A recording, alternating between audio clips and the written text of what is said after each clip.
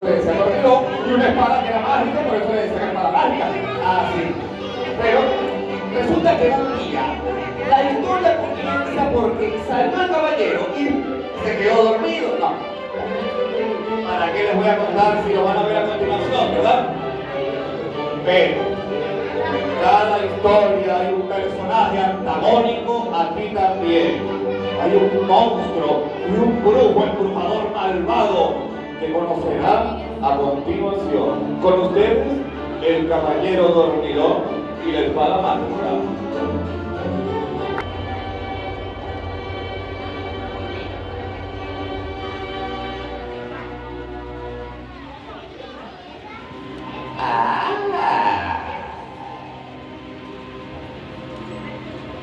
¿Quién está por ahí?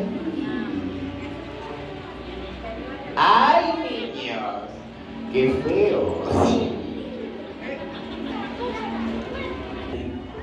Diga todos ellos. Todos me temen.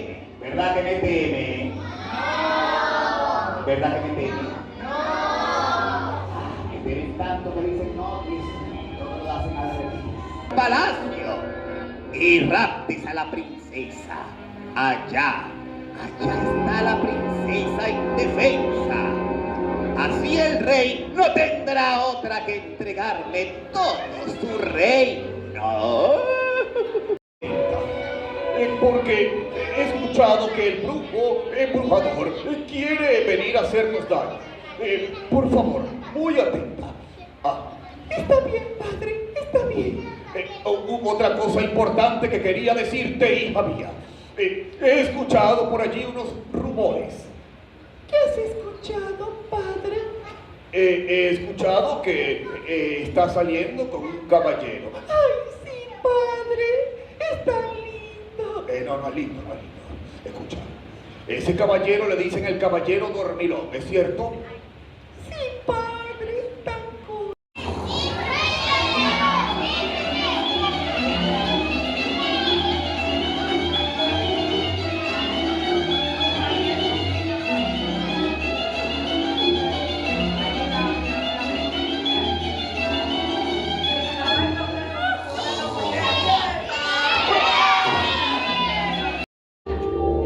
¡Correcto!